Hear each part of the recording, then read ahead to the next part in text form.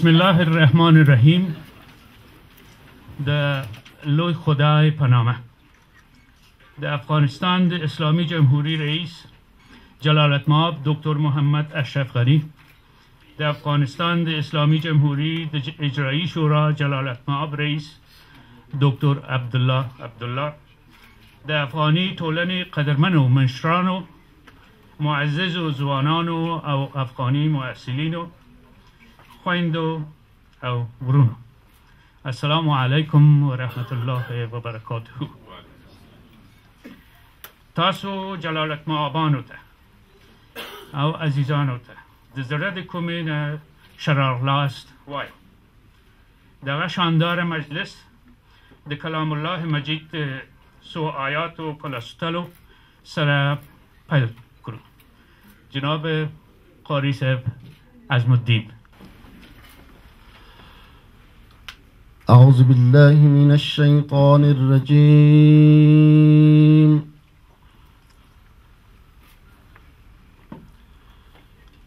بسم الله الرحمن الرحيم. فلا أقسم بالخنس الجوار الكنس والليل إذا عسعس والصبح إذا تنفس إنه لقول رسول كريم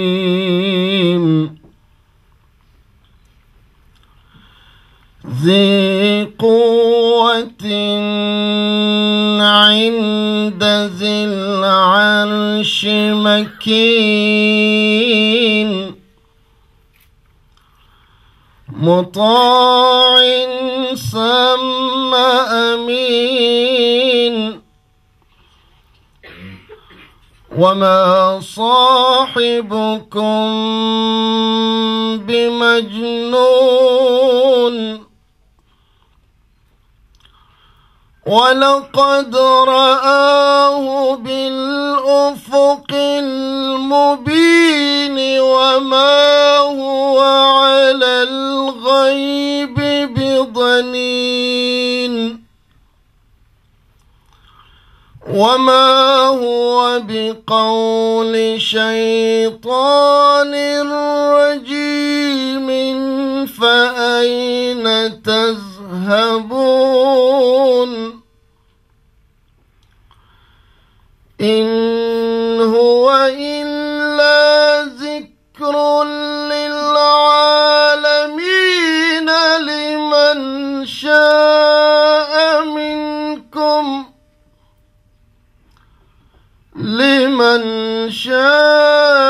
منكم أن يستقيم وما تشاءون إلا أن يشاء الله رب العالمين. صدق الله العظيم. ربنا تقبل منا إنك أنت السميع العليم وتب علينا إنك أنت التواب الرحيم برحمتك يا رب. جناب قاری صاحب عزم الدین، بسیار زیاد تشکر. جلالت مآب رئیس جمهوری اسلامی افغانستان، جلالت مآب رئیس اجرایی جمهوری اسلامی افغانستان و شهر لندن، خوش آمدید، سوار آوردید قدم‌های شما روی چشم من.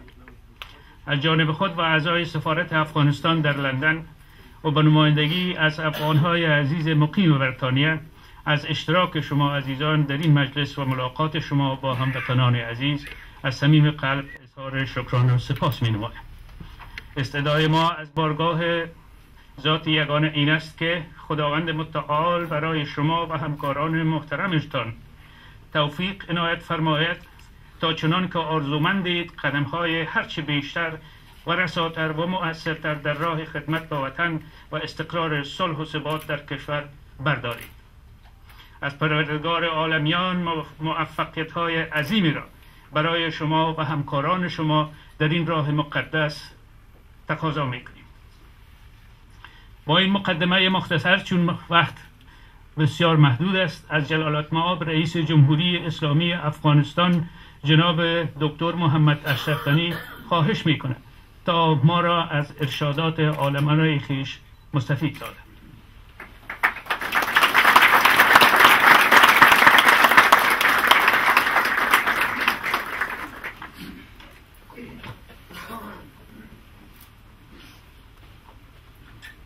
نحمده و نصلی علی رسول الکریم، اما بعد. اعوذ بالله من الشیطان الرجیم. بسم الله الرحمن الرحیم. جناب دکتر سبب عبدالله رئیس اجرایی حکومت افغانستان، جناب قاضی قضات افغانستان، جناب راشد صاحب، خواهران و برادران عزیز، السلام علیکم و رحمت الله و برکاته. لومړی خبره دا ده چې زه پیږم چې هره ورځ سره له دې چې تاسو د انګلستان په مختلف ګوټو کې سحر هم د افغانستان په فکر ویښیږئ، ماسخوتن هم د افغانستان په فکر بیدې کېږئ. افغان یې، تر ابده به افغان یې او موږ در باندې ویاړو.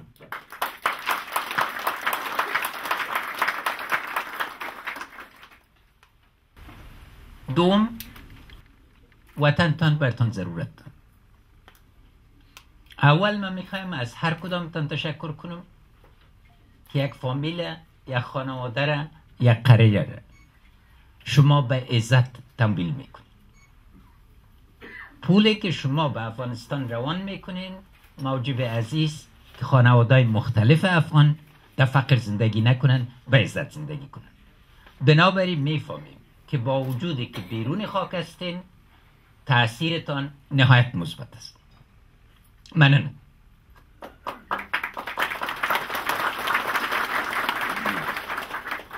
دریم، تاسو د افغانستان پانګئ.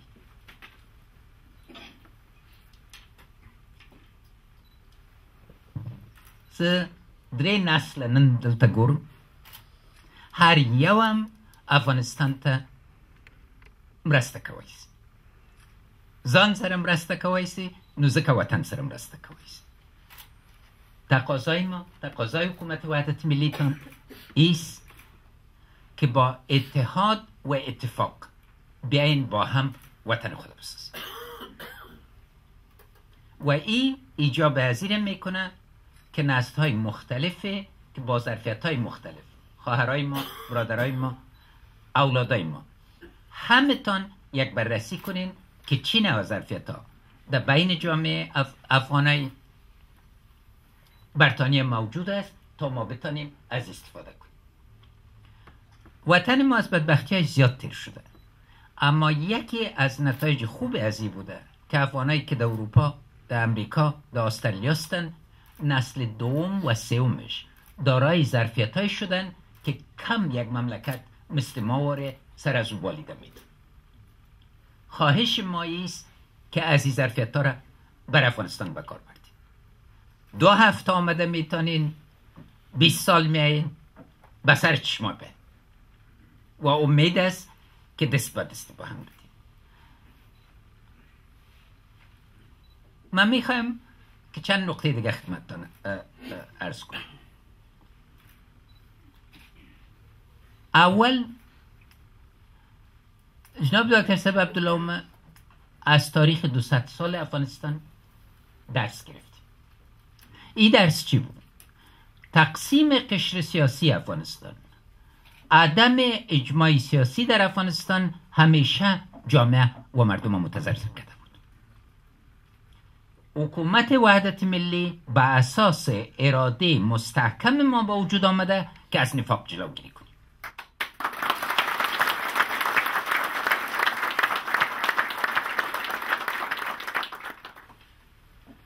افغانستان واحد حکومت وحدت ملی میخواه، حکومت متفق میخواه، حکومت امن نظر میخواه. اینمی تیم کاریتان به حیث خادمایتان اینمی کار انجام میده.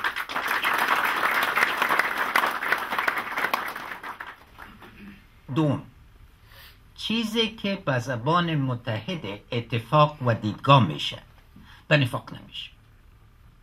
در 2 ماه گذشته شاهد بودیم و امید است که دی باندې ټول ویاړ وکړو. د افغانستان انځور په دې 2 میاشتو کې دنیا کې بدل شو. کاش کې پرون تاسو موږ سره وای چې بیا هم اورېدلی وای چې دنیا په څه رقم را سره غږیږي، په عزت، په اعتبار، په همغږي. دلیل څه ده؟ دلیل دا ده چې موږ داخل کې اتفاق داخلی که نباشه تمام کمک‌های بین‌المللی جای نمیگیره. بنابراین تعهد ما شما باید این باشه که گذشته را که در او به اساسهای مختلف ما را مردم تقسیم میکردن هیچ وقت اجازه تکرار کردن ندید و این اجازه را ما کسا نمیتیم و خود نمیتیم. بل در افغانستان ستونزی دیر که دا ستونزی نوه موږ به ولې سیاست کې داخلي دو ځکه چې ستونزې ډېرې دي په عین حال کې فرصت ډېر لوی دی. نو که خبره د ستونزې سړی باید په غونډې کې کښېني، موعظه ورکړي، خلکو ته نصیحت وکړي چې ځان اصلاح کړي. اما که غواړو چې په بنیادي توګه له ستونزو نه ووځو باید ملا وتړو، باید آمادگی ولرو، باید همغږي ولرو او په دې باندې انشاءالله تعالی وتلی سو. مشکلات زیاد است اما ما چی کردیم؟ ما مشکلات با چشم باز و با گوش باز و با نظر غیر خاصمانه قبول کردیم، طبقه بندی کردیم تا در حل مشکل بحث ایجاد کنیم. طبقه بندی مشکلات و پیچیدن در مشکلات راه حل نیست. راه حل سر عزیز که راه حل ایجاد کنیم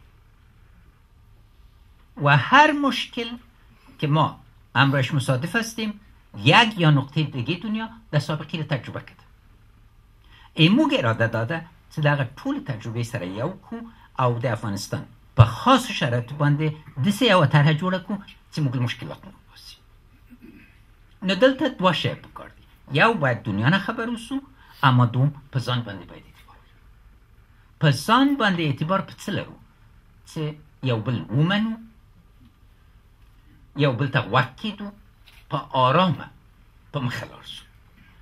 من میخوایم بازم از هر کدامتان تک تک ابراز امتنان کنم. پیشنهاد میستک که شما با هم بشینیم، با یک طرح منسجم بیاین، پس به حکومتتان بگوین که چطور کمک کرده میتونید. تمام دروازه باز است. از دروازه که زیادتر آغوش ملتتان باز است و آغوش حکومتتان باز است. دست ما دراز است، به همکاری ضرورت داریم و با هم انشالله تعالی و افغانستان را که هر کدام ما میخواهیم یک افغانستانی که دارای صلح است، دارای ثبات است، دارای رفاه است، در سال آینده با وجود آمده میتونیم. من بازم ابراز تشکر میکنم. خداوند همه را خیر داشته باشه. به خیر اوسی، زنده اوسی. زنده باد افغانستان، پاینده باد افغانستان.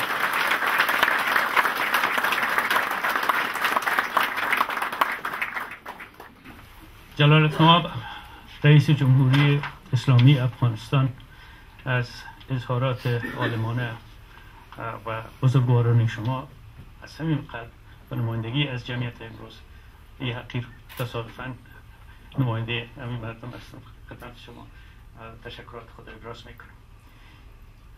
ما آن امارتیم که گر 100,000 سال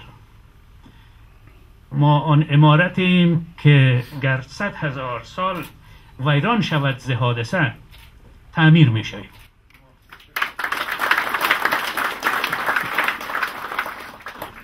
و اکنون از جلالت مآب دکتر عبدالله رئیس محترم اجرایی جمهوری اسلامی افغانستان خواهش میکنم تا ارشادات عالمانه خود را ارائه نماید. الحمد لله رب العالمين والصلاة والسلام على سيد الأنبياء والمرسلين وعلى آله وأصحابه أجمعين. أما بعد، أعوذ بالله من الشيطان الرجيم. بسم الله الرحمن الرحيم. إن الله وملائكته يصلون على النبي يا أيها الذين آمنوا صلوا عليه وسلموا تسليما. جلالت مآب افغانستان ولسمشر محمد اشرف غنی، جلالت مآب محترم قاضی القضات صاحب، درنو مشرانو، خویندو او ورونو، السلام علیکم و رحمت الله و برکاته. خوشحالم او دا هم ماته هم د ویاړ ځای ده چې یو مسلمان او افغان او د اجرایي رئیس د افغانستان د ملي وحدت حکومت په حیث خپل ګرانو وطنوالو سره په ویاړ په دغسې یو مجلس شرکت کوم او ګډون کوم. او دا هم د خوشحالي ځای ده چې انشاءالله موږ د افغانستان څخه د وحدت او د ملي وحدت پیغام سره راغلي یو. پخواني تیر مجلسونو کې ما زیاته مجلسونه کړي د افغانانو سره په بهر د افغانستان د دوی یوه غوښتنه دا و چې تاسو په خپل منځ کې اتفاق اوسئ او ملي وحدت تامین کړي. الحمدلله که با تشکیل حکومت وحدت ملی نه تنهایی که در افغانستان یک امید نو بر مردم افغانستان پیدا شد، بلکه بر جامعه بین المللی یک امیدواری پیدا شده نسبت به آینده افغانستان. کسایی که ما را همکاری کردن در 13 سال گذشته یک بار دیگه و مایوس شده بودن از ادامه همکاری های خود که آیا کمکایشان، قربانیایشان نتیجه میده در افغانستان. یعنی امروز دوباره همونطور که رئیس جمهور پیشتر یادآوری کردن به دیده قدر به افغانستان و به افغانان می نگرند که جای خوشی و خوشبختی است.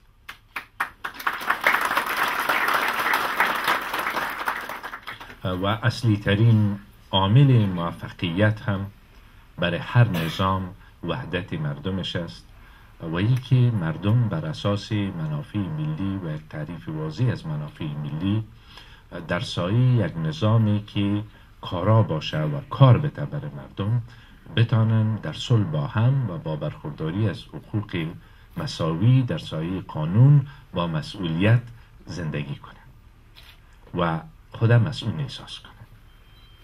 انشالله تشکیل حکومت وحدت ملی که در روزهای آینده کابینه هم تشکیل میشه و معرفی میشه یک قدم اساسی در گذاشتن همین اهداف است. باقی ماندهش موفقیتش به کوشش همه افغانها تعلق داره و شما افغانهایی هم که در یک شرایط افغانستان را ترک کردین و در بیرون از کشور آمدین میتونین نقشای متفاوت داشته باشین و امیدواری ما همی است که نقش سالم را که همیشه داشتین شما می نقش سالم ادامه بدین و سهم بگیرین در استحکام پایه های یک افغانستان باثبات، یک افغانستان سالم، یک افغانستانی که در او عدالت اجتماعی باشه، یک افغانستانی که از یک نظام دموکراتیک برخوردار باشه و مسئولین حکومت خدمتگاران مردم باشن و خود وقف خدمت صادقانه به همه مردم کرده باشن. اما اگر خدا نخواسته جنجال ها در بیرون دامن زده شود، شما ایره یقین بکنین که اینمی بحث و جنجال های تفاوت نظر می باشه، بحث می باشه، مباحثه می باشه، اما صدمه زدن به اصل منافع ملی کشور خدا نخواسته اگر در بیرون هم صورت بگیره یک تاثیر منفی بالای خود افغانستان داره. پس امیدواری من است که شما افغانای مقیم بریتانیا در بین شما تحصیل کرده ها و خدمتگزاران سابق افغانستان که عمر خود وقف خدمت به مردم کردن حضور دارند. فرزندایشان و نواسه هایشان امروز در مجلس حضور به هم رساندن. هر کدام، هر نسل افغان که در بیرون از کشور است یا در داخل از کشور است میتونه در این فرصت خاص استثنایی و تاریخی که ایجاد شده نقش سالم خود ادا بکنه. او جایی که به ما ارتباط داره انشالله این تعهد در رئیس جمهور، در ما و در همه همکاران حکومت وحدت ملی است که برای مشکلات راه حل پیدا کنیم. اگر مشکل فساد اداری است، اگر بی‌قانونی است، اگر بی‌عدالتی است، اگر مشکل فقر است، اگر مشکل تعلیم، مشکل امنیتی است، برای رسیدن به صلح قدم‌های اساسی انشالله برداشته شود. و در این راستا حمایت مردم و سهمگیری مردم مسئله بسیار اساسی است.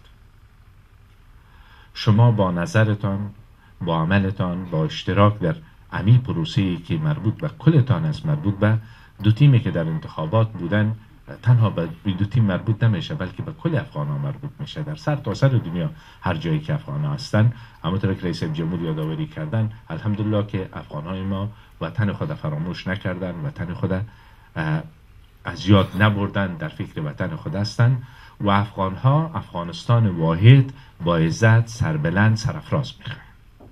افغانستانی که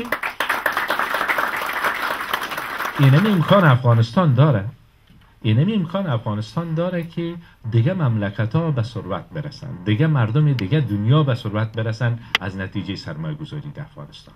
اما مهم است که از ثروت طبیعی افغانستان، از موقعیت خاص جغرافیایی افغانستان و از تمام فرصت‌هایی که افغانستان داره در قدم اول به نفع خود مردم، برای زدودن فقر، برای تغییر در زندگی مردم استفاده شود و بعد ما نه تنها یک بار شانه نباشیم بر مردم دنیا، بلکه یک کشور باشیم که فرصت پیدا کنیم برای منطقه، فرصت پیدا کنیم برای گسترش صلح، دامنه انسانیت و اصول بشری. انشالله که این عزم و اراده و این توان و این پتانسیل و این ظرفیت ایره رهبرای شما هم دارن، خدمتگزارای شما هم دارن و مردم افغانستان داره. با هم انشالله این راه باقی مانده که یک راه بسیار دور و دراز است. اگر مشکلات بهش بپردازیم، میگیم مشکلات قدر زیاد است که شاید هیچ راه حل نداشته باشه. اما فرصت ها را که شما ببینین، بدون مبالغه خدمتتان گفتم میتونم که فرصت ها هم بسیار استثنایی است و یکی قسمت تقدیر بوده که رئیس جمهور محمد اشرف غنی و ما در این موقعیت قرار گرفتیم که در خدمت مردم افغانستان باشیم. این یک امتیاز نه بلکه یک مسئولیت میدانیم و میخواهیم در این دوره که اعتماد از طرف مردم بالای ما شده، اما چیزی را که مردم توقع دارن، اما حقی را که مردم دارن، نه باعث یک امتیاز برشان بلکه باعث حقشان، حق مردم فداکار خود، مردم قهرمان خود، مردم با عزت خود، مردمی که رنج دیدن بسیار زیاد، تکلیف بسیار زیاد دیدن و امروز هم رنج میبینن، حق از اونا را تا جایی که خدا به ما توفیق داده باشه ادا کرده باشیم. توفیق از خداوند میخوایم. بسیار خوش هستیم که شما را میبینیم. البته در فرصت هایی که در کابل بیاین، ما برای شما در اونجا وقت زیادتر شاید سر ساخته بتانیم تا ای که وقتی که امروز داشتیم، چون که ملاقات های پی در پی بود و خداوند انشاءالله مملکت ما را به آرامی برسانه. به روح شهدای افغانستان دعا میکنیم. خدایا توان کن که انجام کار تو خوشنود باشی و ما رستگار جوانده دیو افغانستان، تل دیو افغانستان و السلام علیکم و رحمت الله وبرکاته.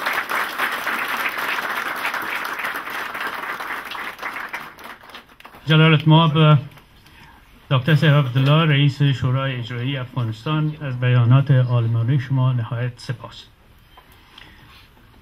برادران و خواهران عزیز، پیام سترگ و بزرگ دو بزرگوار ما اتحاد، همبستگی و وحدت است. آینده کشور ما، آینده اولادای ما و شما، آینده مردم ما و شما به این پیام بستگی داره. عامل دوم که آینده کشور ما به او بستگی داره جوانای ما و شماست و به این ارتباط یک تعداد از جوانای افغان تحصیل یافته که در لندن حضور دارند، درس میخوانند در چاهان غربت، خواهش کردن که برای یک 2 الی 3 دقیقه یک صحبت داشته باشن و 2 هدیه به بزرگوار ما تقدیم بکنن و بعد از او با شما خداحافظی میکنیم، چون جلالت مآب رئیس جمهوری اسلامی افغانستان و جلالت مآب رئیس شورای اجرایی افغانستان ملاقات بعدیشان به بسیار زودی شروع میشه.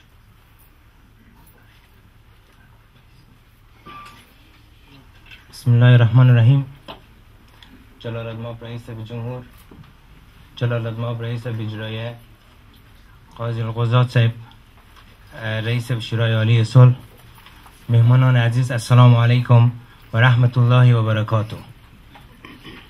بنده به نمایندگی از جوانان تحصیل کرده تشریف آوری شما عالی جنابان را به کشور انگلستان و این مجلس پرگوهر خیر مقدم میگویم و همچنان از جناب صفی صاحب به خاطر زمینه سازی و فراهم نمودن این مجلس تشکر میگم. و دین وسیله از تلاش های صادقانه و خلاصانه شما عالی جنابان در امر مدیریت اوضاع کشور بعد از انتخابات که یک پروسه ملی و موفقیت آمیز بود و ایجاد حکومت وحدت ملی صمیمانه قدردانی میکنیم. یقینا توسعه و پیشرفت کشور به رهبری شما تحقق خواهد یافت. ضمن آرزوی موفقیت برای شما امید است با توجه به شایستگی های موجود، مخصوصا از نیرو و علم جوانان تحصیل کرده جهت خدمت گذاری به نظام منتخب و مردم در افغانستان موفق و مؤید باشید. نسل جوان افغانستان در جریان بحران ها آسیب جدی دیدند و لحاظا از شما عالی جنابان هم به اهمیت جوانان که یکی از منابع ثروت اقتصادی کشور به حساب می آید و خوبی آگاهی دارید. جوانان نیاز به تشویق و راهنمایی شما دارند. اگر جوانان ظرفیت سازی و مدیریت شوند، از همکنون مسئولیت پذیر و متخصص بارایند و برای تعلیم و تربیت آنها برنامه ریزی شود، به طور قطع نیروی جوان موفقی خواهید داشت. بسیار تشکر میکنم از جناب صفی صاحب که وقت را در اختیار من گذاشتند. تنها یک طرح خود زیاد از یک طرح میخواستم با شما پیشنهاد بکنم که با کمال میل میخواهم زنجیره جوانان عالی تحصیل کرده افغانستان شمول را که در کشور و خارج از کشور گرد هم جمع شده‌اند به نام اجتماع جهانی جوانان APN Association of Afghan Healthcare Professionals Afghan Voice Media Afghan Student Association را به خدمت شما معرفی کنم. می‌خواهیم در همه بخش‌ها و ادارات حکومت وحدت ملی داوطلبانه و بدون قید شرط همکار و مشاور باشیم.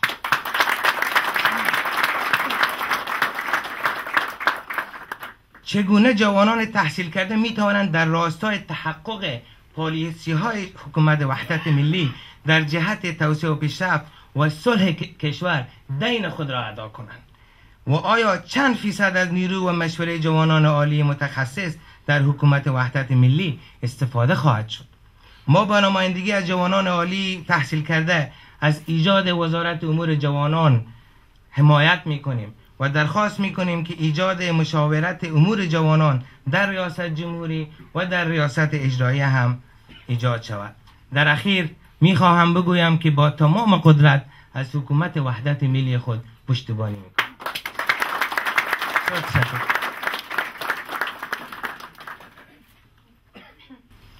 السلام علیکم. بسم الله الرحمن الرحیم. زه خپل سلامونه او نیکی هیلې و محترم رئیس جمهور او محترم رئیس اجرایی او ټولو درنو مشرانو مېلمنو ته وړاندې کوم.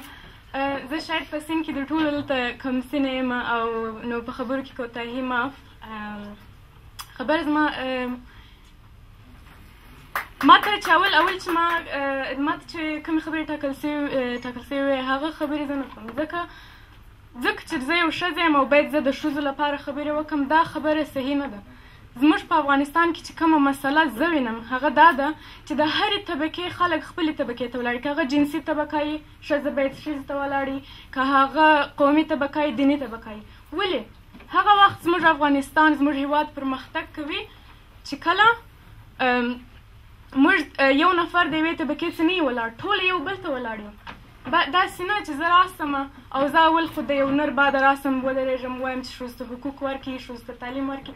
ولې دا نر زما نه مخکې نه درېږي چې وایي ښځو ته حقوق تعلیم ورکړي او بیا زه راسم سیاسي و نورې خبرې وکړم؟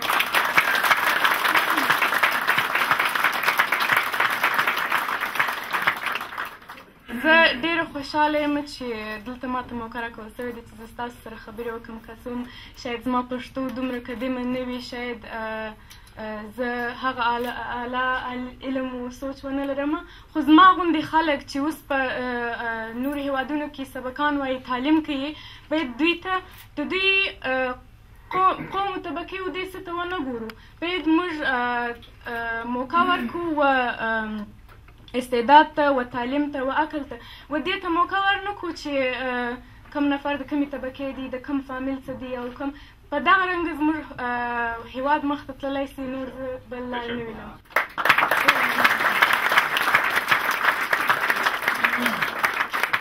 از جوانان خواهش میکنیم دو توفیره که تهیه دیدن خدمت حضرات محترم جلالت مآبان تقدیم بکنن.